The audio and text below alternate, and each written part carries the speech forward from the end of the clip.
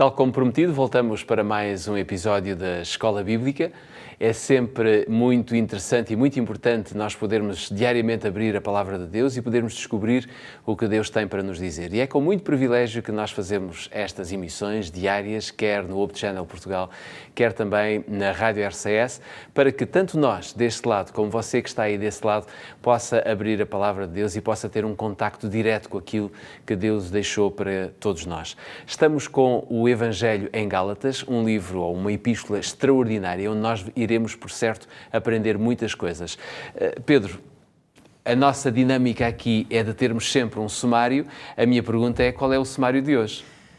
Para a lição da Escola Bíblica de hoje, o sumário diz-nos que viver em comunidade tem algumas dificuldades especiais e a história da Igreja Cristã, agora que estamos a avançar nela, e o papel de Saulo, mostra-nos que quando começamos a olhar para a comunidade, os problemas começam a surgir, mas há uma solução para os problemas de quem vive em comunidade. Antes de desenvolvermos um pouquinho mais e vendo ponto por ponto, será bom abrirmos a Palavra de Deus e eu vou convidar todos aqueles que têm a Bíblia à mão ou então alguma aplicação no seu telemóvel, no seu smart, no seu tablet, poderá abrir em Atos capítulo 15, versículo 2. Se não, siga-nos através da leitura que nós vamos fazer a partir do nosso quadro. Tendo tido Paulo e Barnabé não pequena discussão e contenda contra eles, resolveu-se que Paulo e Barnabé e também alguns dentre eles subissem a Jerusalém aos apóstolos e aos anciãos sobre aquela questão. Atos 15, versículo 2, explica-nos isto. Pedro, apesar do grande entusiasmo e do crescimento do cristianismo, digamos, naquela região, e começámos ontem e vimos ontem que começou exatamente em Antioquia, a verdade é que não tardou muito até que surgiram as primeiras dificuldades entre estes mesmos cristãos.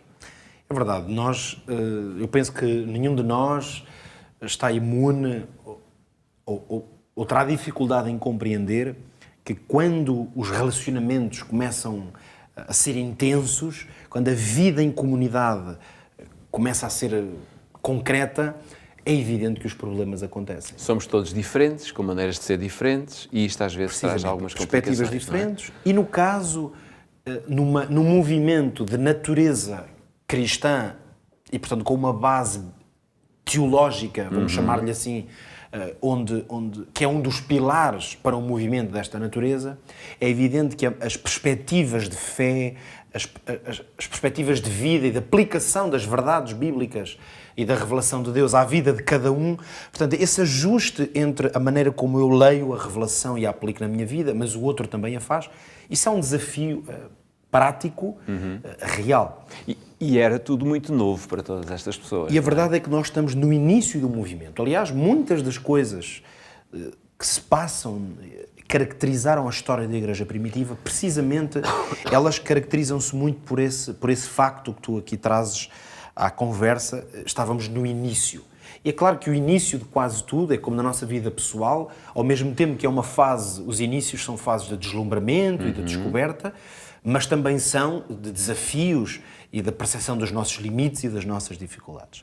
A verdade é que o texto que líamos revela claramente que a liderança da Igreja, neste caso Paulo e Barnabé, tiveram que entrar em conflito, por assim dizer, contra a comunidade, neste caso, que se encontrava na Judeia. Porquê?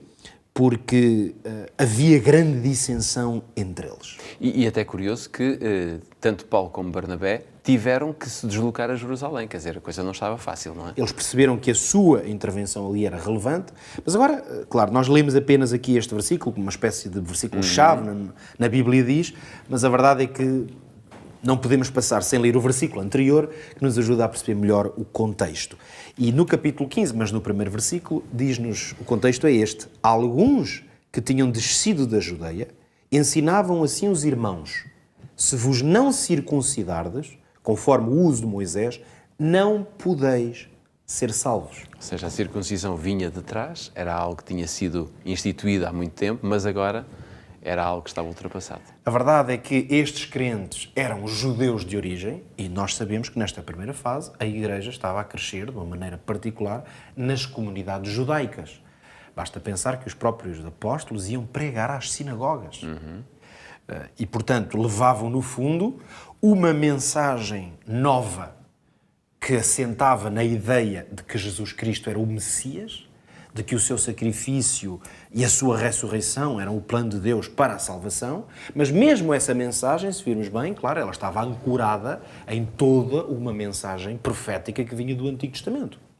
Logicamente que as verdades do Antigo Testamento e as práticas da vida judaica estavam muito presentes ainda na vida das pessoas. É bom também lembrarmos que, no fundo, a prática judaica, ela ela é uma identidade nacional, por assim dizer, mas que se mistura com a identidade religiosa. Nós vivemos hoje num tempo, isto é um pequeno parênteses, mas que é útil aqui, em que, como que nos habituámos, a própria sociedade ocidental está organizada assim, a fazer uma diferença total entre a vida privada, vamos dizer assim, e a vida religiosa. É como se as nossas práticas religiosas e a nossa fé fosse uma coisa na nossa vida, mais um elemento, e depois temos o resto da nossa vida, as nossas escolhas e opções profissionais, etc. Mas a verdade é que a identidade judaica não fazia esta distinção. Quer dizer, a religião é a própria essência da vida, do estilo de vida. Claro. Basta dizer que, claro, o conceito de judaísmo ele nasce numa teocracia, em que Deus falava diretamente aos pais, não é? Aos patriarcas, e dizia-lhes, ou que Deus é que dava leis, como aconteceu depois com Moisés. Então, ao ter crescido, digamos, dentro deste contexto, era agora muito difícil aos recém-conversos judeus perceberem, fazer esta distinção. E por isso, o que é que estes crentes que vinham da Judeia, o que é que eles fizeram?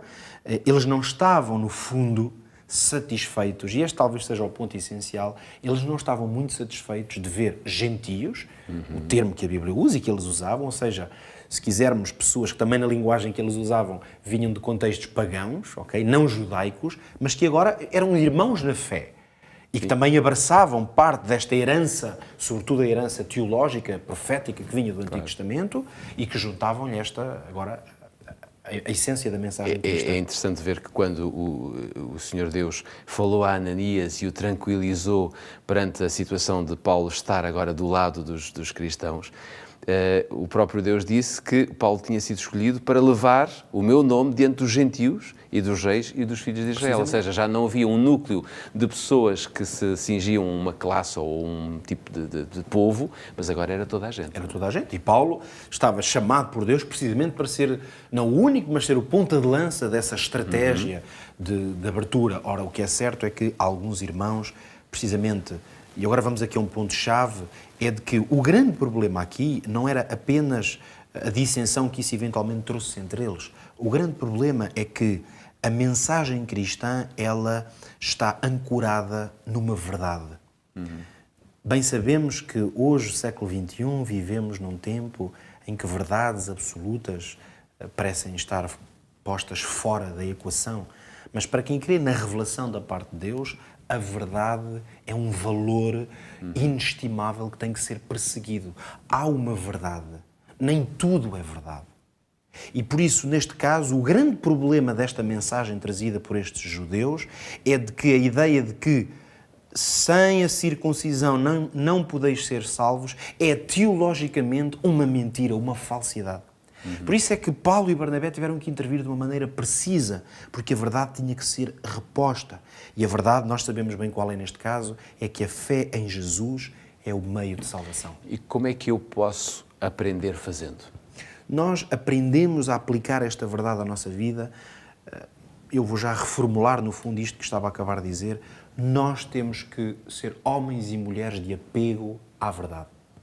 E permitam-me dizer a todos os que nos ouvem que num tempo em que o relativismo impera, o mundo está necessitado de homens e mulheres que se apeguem à verdade, que reconheçam essa verdade tal como Deus a revela e que sejam fiéis a essa verdade, eu diria como a bússola o é ao norte.